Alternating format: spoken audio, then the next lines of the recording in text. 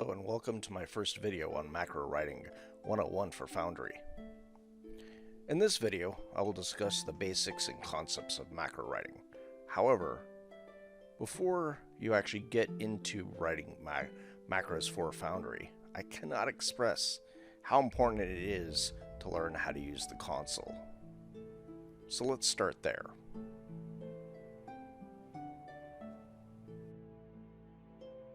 Now this works best if you're using the web browser as opposed to the Foundry app. To access the console, we're just going to hit F12 on our keyboard.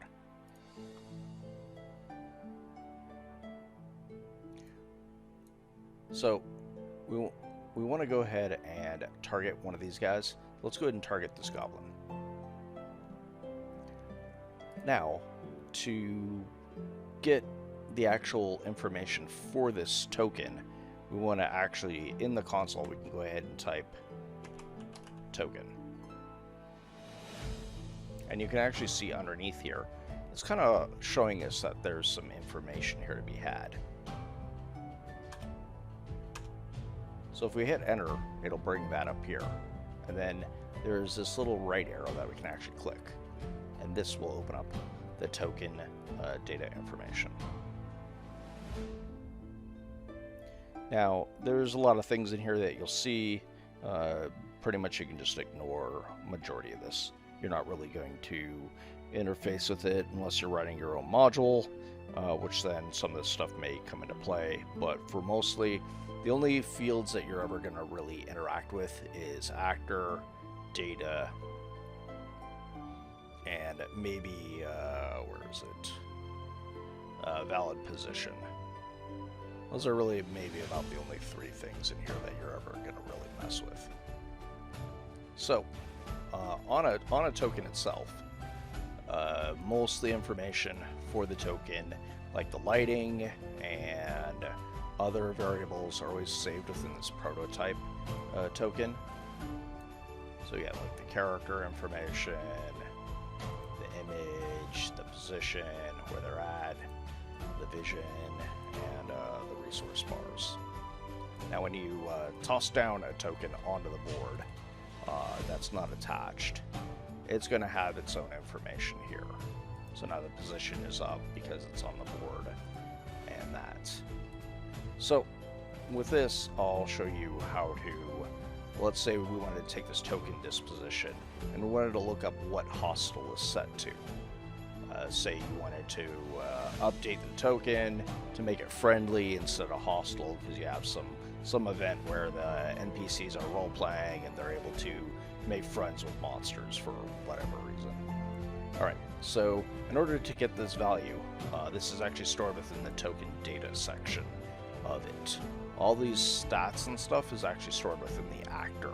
So you have token data here, and this is all stored within the actor part of the token. And the two actually don't really talk to each other because they're in two separate areas, and they're connected to each other by this frame. I guess you could say folders. That might be the easiest way how to think of it, this being the object. So from here, we can go ahead and, as I told you, everything's stored within the data folder within that. So we can actually go in here, hit the down arrow on data, and we can look through here, be like, okay, what's this, what's that, what's this? Oh hey, here's one that says disposition. And you see right now that it's set to a -1. So that's obviously what hostile is set to, or rather it's hard-coded within the Foundry variables. So if we were to, let's go ahead and go back into the token, just to verify this. Let's go ahead and set this to friendly. And let's go ahead and save it. And then let's go back into our console, and let's pull back up that token again. Then we go back in the data, and now you can see that it's set to 1 instead. So you're like, aha, okay. So -1 is hostile, 1 is friendly. And then obviously 0 is neutral. And the same for this information can be said for light settings. So let's say if we wanted to make this guy like he's holding a torch. And let's set this to some particular lighting, and then let's go ahead and update it. And wow, he's a bright boy right there. And as going through here, maybe you don't want it quite as bright. Alright, so let's say you're like, yeah, I like that lighting. Then we can go back in here. Actually, we can just fast this. Go back into the token data. And then now you can see that some of these variables are populated now.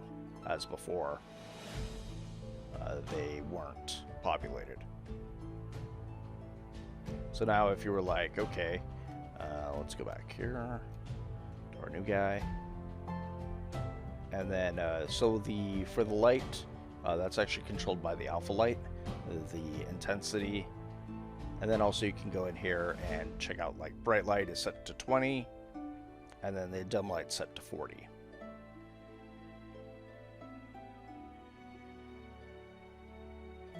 So within that, you can, gauge what kind of settings in there that you're looking for, and then if you're going to write a macro to update it, then you know what variables to put within the macro. All right. So let's say I wanted to actually get this guy's strength value, so I'm going to write a macro, or get what his current hit points are. So let's go over to the actor section of this. So we're going to go back to the token, and in this case we're going to put an actor. Or you can actually just go ahead and go in here, go back through there, click through here, and then all the information is actually stored within the next nested level of data. And this has all of the stats of the character and name and what their avatar is set to. All that information is stored in here. So if we go into this extra data, and here you'll see all the abilities, attributes, bonuses, currency, details, resources, all the stuff that makes up this area of the character sheet is all stored in there. If they've got any effects on them, it's in here. If they got any current flags, as well as items, all that stuff's in here. So yeah, so if I wanted to actually get his strength bonus, you can actually just go in here, and let's say I wanted to get his strength mod. As the cool thing about the console, if you move your mouse over it, it'll actually show you the entire data line right there underneath. And you can actually just right click, go to copy path, and in this case, we'll just put in the token actor. And you can see down below, that it kind of fills it in for you, or at least shows you a preview of it, rather. So now it just gives me the -1. So if we wanted to write that into a macro, we can just use this line. Now when writing macros, you're not going to use the underlying token. You can actually just use straight up token. But for the console itself, for getting what you're selected, minus token works best. Or you can use canvas, canvas.tokens.controlled 0-1, because it grabs you an array, and 0-1 is the first thing in an array, and you can go that way as well. But that's some other way. I'll explain how to use all this stuff in another video. But anyhow, so from there, let's go ahead and let's move on to the next section, creating a macro. Okay, so we got our two guys here, and let's say we want to go ahead and make this guy's get his values, and then we're gonna go ahead, actually let's just do the update and make this guy friendly. So you've got your hotbar down here. This is where you store your macros at, or at least create them. You can also look them up later in this little icon here. It'll bring up your macro macro directory for all the future macros that you tend to write if you want to store them for later usage. So we're going to go ahead and just click on a box, and it'll come up here.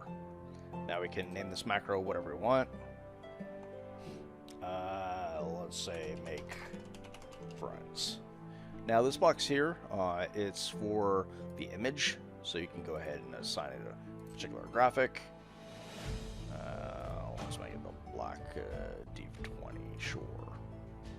And then if you save it, it'll actually be here. Actually, that's really hard to see. I'll make it the blood droplets. Alright, so that's how you can change the icons for this. But, alright, so this particular macro, we're actually going to go ahead and choose script instead of chat. The chat macros, what they do is, like, let's say you want to do, like, hello, friend, and, you know, you just go there, and then the target will actually say that. However, in this case, we want to do a script because we want to go ahead and change this guy to a friendly goblin. So we're gonna need to grab our target. So we can just make target token, and then from here we're gonna go ahead and update the token. So I mean, you could do token.update, but, you know, from here, I usually like to make things equal out to other things, because then you can use weights, and there's a couple other, like, methods for updating, so that it does it one at a time, rather than throwing a whole bunch of stuff in the system, and then it's just like, oh my god, you're, like, overwhelming me. So in this case, it was disposition. Wanted to set it to, oh yeah, that last I checked, he was friendly, right? Let's go here. What's he set to? He's set to friendly right now, so he is best buds. So let's yeah, let's go ahead and make him an enemy instead. So we're gonna go ahead and do this, do an update, because we're setting the disposition to -1. Go in here, go in there, and now he's set to hostile. So all we did was go into the target, and then we're doing an update. As I said, the other way you can do this is just do token.update, go that route, and it still does the same thing. So if we change this to 1, go in here, he's friendly now. That's all within there. So what token update does is it actually pushes you into the data folder. So you know, going back in here, going into token.data.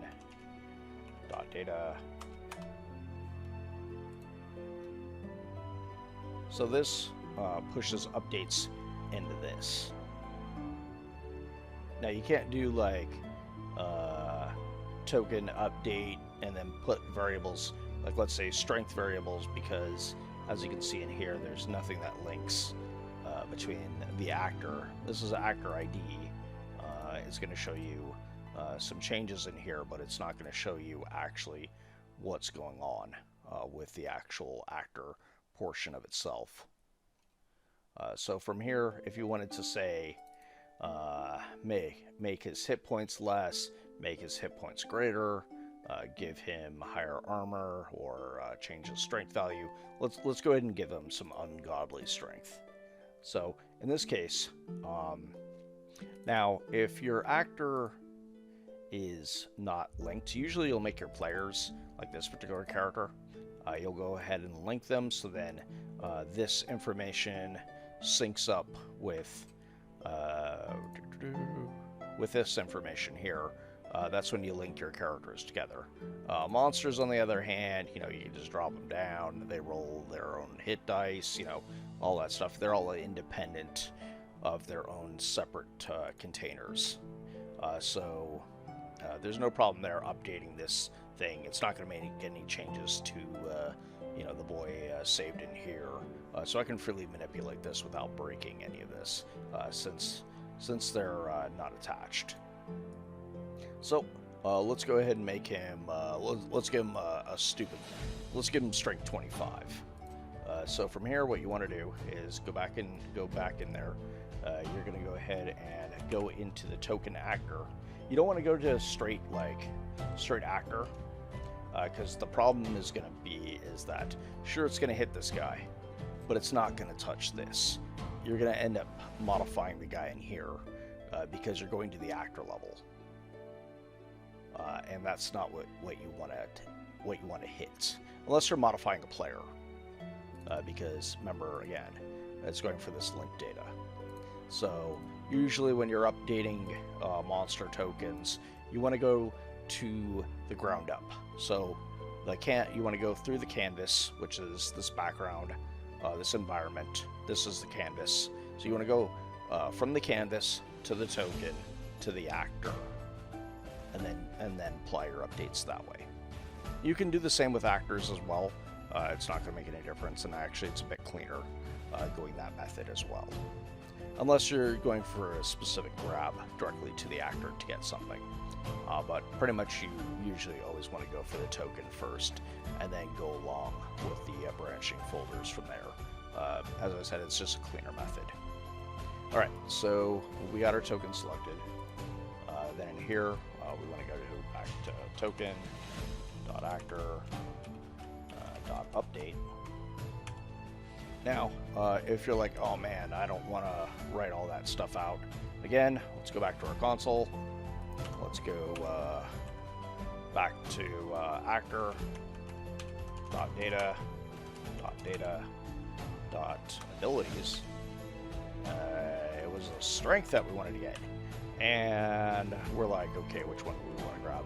Oh hey, we saw that his strength was 8. And it shows it down here.